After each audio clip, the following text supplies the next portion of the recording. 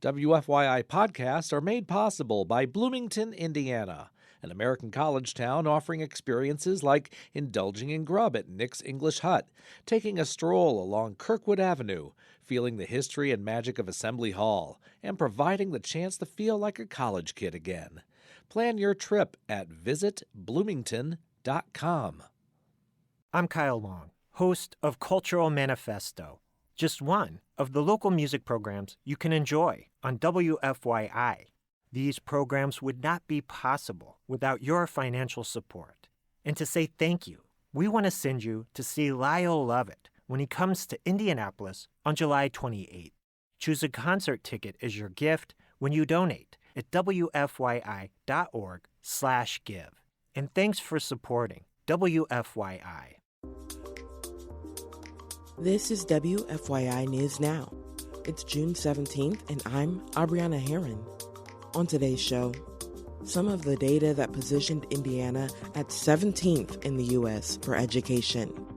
And the country's largest Protestant group voted to oppose in vitro fertilization, or IVF, a move some members of the group are wrestling with. I have a son because of IVF, and I have 10 embryos that I love, and with every bit of my being, we will have or see born into a Christian family. Those stories coming up, but first, ultraconservative pastor Micah Beckwith scored a stunning upset Saturday to become the Indiana Republican Party's nominee for lieutenant governor. Beckwith defeated gubernatorial nominee Mike Braun's pick for running mate at the state GOP convention in what Braun is calling a bump in the road.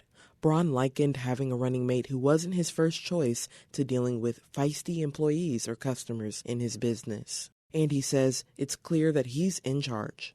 My running mate can say whatever he wants. If it doesn't make sense, if it doesn't resonate, remember, I'm going to be the governor. Beckwith, a self-proclaimed Christian nationalist, says he's looking forward to working with Braun. He says he's not going to be divisive or a flamethrower. I want to be a unifier. I want to extend an olive branch. I want to make sure that, people are heard. I think the conservative movement, the grassroots movement that I'm a part of, I believe they feel unheard. Beckwith built a campaign on his idea of being a check and balance to the governor. He beat state lawmaker Julie McGuire for the nominee by 63 votes out of more than 1,700 cast. Delegates also officially nominated incumbent Todd Burkita as the GOP nominee for Attorney General. He was unopposed at the convention. More Indiana students graduate on time, but the state has lost ground in other key educational areas. Indiana Public Broadcasting's Kirsten Adair explains a national report ranks Indiana 17th in the country for education. Ashley Haynes is with the Indiana Youth Institute, which helped compile the Kids Count report. She says national rankings don't reflect individual states' progress because some improve faster than others. The ranking information is very directional, and it shows us how things are trending. It's just important to keep in mind that this is in comparison for this year to how all other states are performing. Indiana compares favorably to other states in education, but hasn't made any progress in 3 of the 4 areas measured. The number of high school students not graduating on time improved slightly. However, fewer children ages 3 to 4 were enrolled in school. 4th graders also struggled more with reading, and fewer 8th graders were proficient at math. The rest of the country saw similar trends. For Indiana Public Broadcasting, I'm Kirsten Adair. And for our final story today, Southern Baptists voted to oppose in vitro fertilization, or IVF, at their national convention in Indianapolis last week. SideEffects Public Media's Ben Thorpe reports some worry the move could indicate a growing opposition to IVF and a widening of restrictions on reproductive choices. Delegates from some 50,000 churches gathered in Indianapolis this June to tackle many issues, including a resolution to oppose in vitro fertilization, or IVF. In Christ alone, my hope is found. The resolution does not explicitly forbid members from using IVF, but it does call on Southern Baptists to advocate for the government to restrain reproductive technologies like IVF.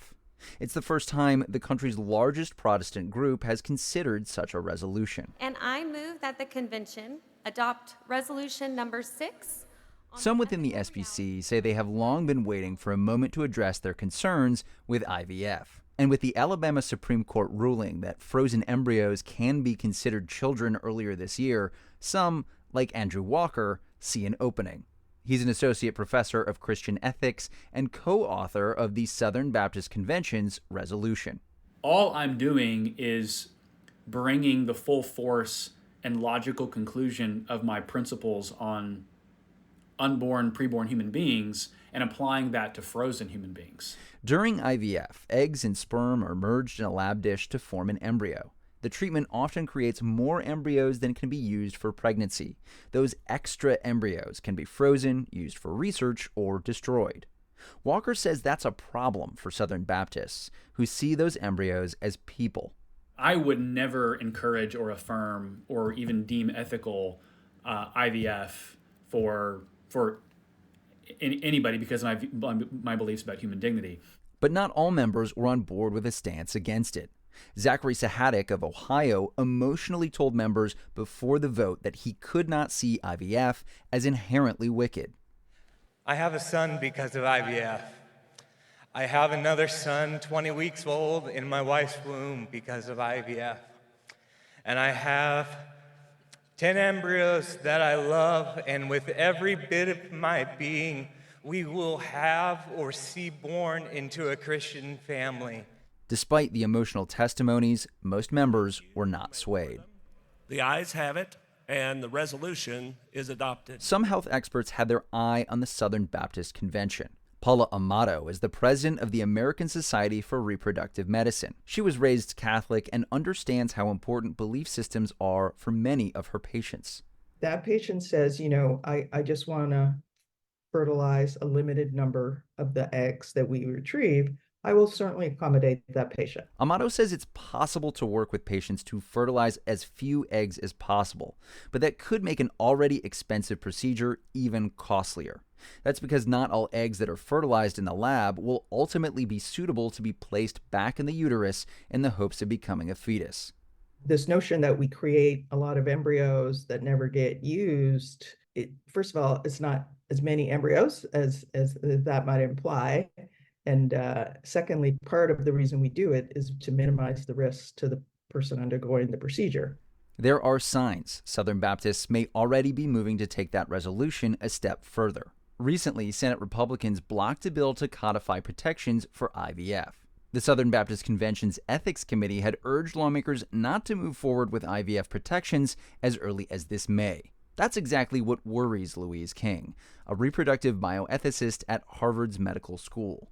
She says the majority of Americans are in favor of IVF. So for a small group of people who feel differently, to say that their viewpoints should somehow govern the behaviors and decisions that other people make around family building is way, way too far not consistent with how we live in this country. Questions about protecting access to IVF have already made their way into the presidential race and could be a factor in the November election. Ben Thorpe, Side Effects Public Media. Side Effects Public Media is a health reporting collaboration of NPR member stations across the Midwest, based here at WFYI. That's all for today's episode of WFYI News Now.